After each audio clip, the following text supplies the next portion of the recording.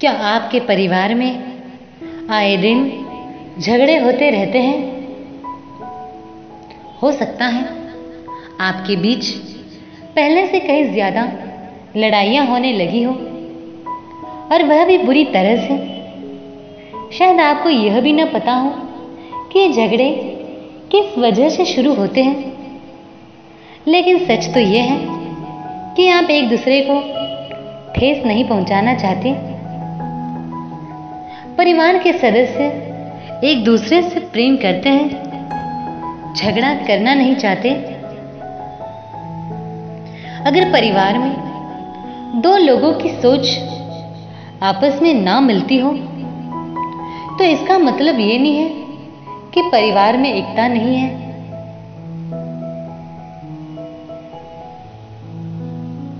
कई बार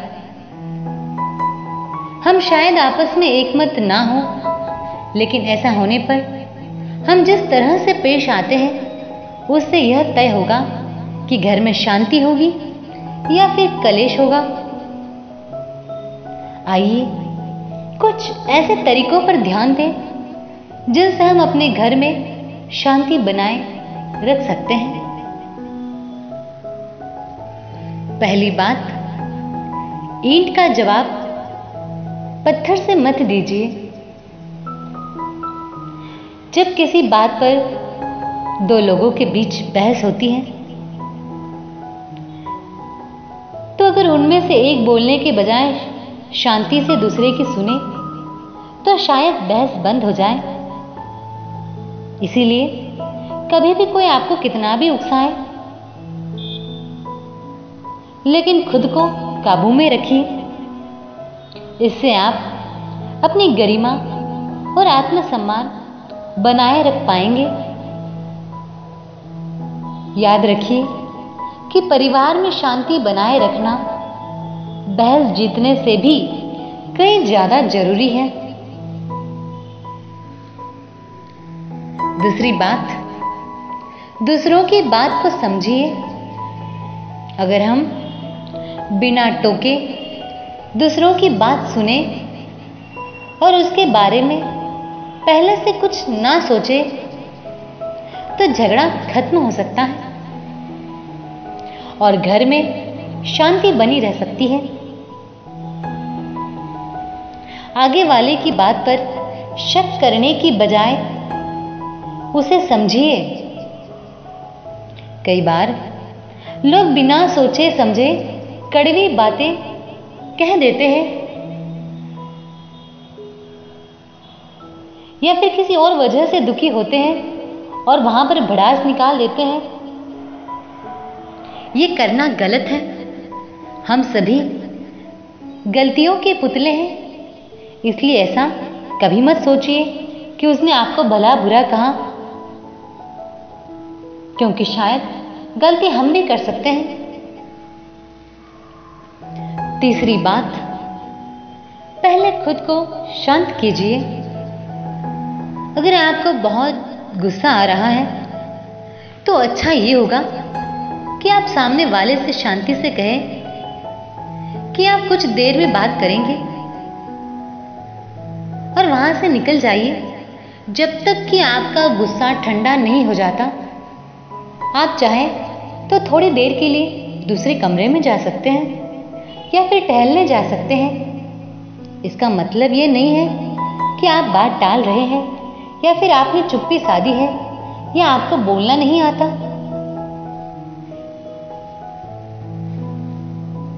आप सोचिए कि यही सबसे अच्छा वक्त होगा। ईश्वर से प्रार्थना कीजिए ताकि वह आपको सब्र और समझ से काम लेने की बुद्धि दे। चौथी बात, ध्यान से सोचिए कि ऐसी स्थिति में क्या कहना है और कैसे कहना है। अगर आप दूसरों को करारा जवाब देने के चक्कर में रहे, तो इससे मामला ठीक होने के बजाय और बिगड़ जाएगा। तो क्यों ना आप कुछ ऐसा कहें जिससे आगे वाला व्यक्ति को अच्छा लगे और वह शांत हो जाए। आप उसे यह मत बताइए कि उसे क्या करना चाहिए, बल्कि उससे पूछिए कि उसने ऐसा क्यों किया। बिना सोच विचार का बोलना तलवार के समान चुभता है, परंतु बुद्धिमान व्यक्ति सोच विचार करके माहौल को शांत बनाने का प्रयास करता है। 5वीं बात, ऊंची आवाज में बात मत कीजिए। अगर कोई एक व्यक्ति अपना आपा खो देता है तो अक्सर दूसरे को भी गुस्सा आ जाता है। भले ही आपको उसकी बात कितनी भी बुरी क्यों ना लगी हो, पर आप किसी को ताने मत मारिए और ना ही अपनी आवाज ऊंची कीजिए। ऐसी कोई भी चुभने वाली बात मत कहिए कि इसके लिए आपको बाद में पछताना पड़े।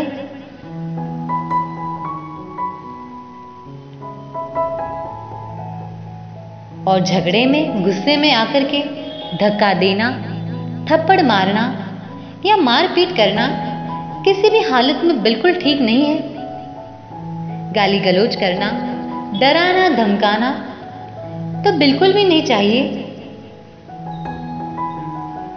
बल्कि जितना हो सके माहौल को शांत करने की कोशिश करनी चाहिए। 6ठी बात, कोई भी ऐसी परिस्थिति आ जाए तो तुरंत माफी मांगिए। माना कि आप गुस्से में हैं या चिढ़े हुए हैं, लेकिन जब आपका किसी से झगड़ा होता है तो व्यक्ति हार जाता है, और अगर आप शांति बनाए रखते हैं तो आप जीत जाते हैं। इसलिए अपना आपा मत खोइए, क्योंकि आप घर में शांति बनाए रखना चाहते हैं। यह आपके हाथ में है कि घर युद्ध का मैदान होगा या शांति का बसेरा। भले ही आपको लगे कि आपकी कोई भी गलती नहीं है, फिर भी आप इस बात के लिए माफी मांग सकते हैं कि आप चिढ़ गए या आपने जाने अनजाने में कुछ ऐसा कह दिया जिससे झगड़ा बढ़ गया हो। बहस जीतने से कहीं ज्यादा मायने रखता है आपसी रिश्तों में शांति होना। अगर कोई आपसे माफी मांगता है तो तुरंत माफ कीजिए।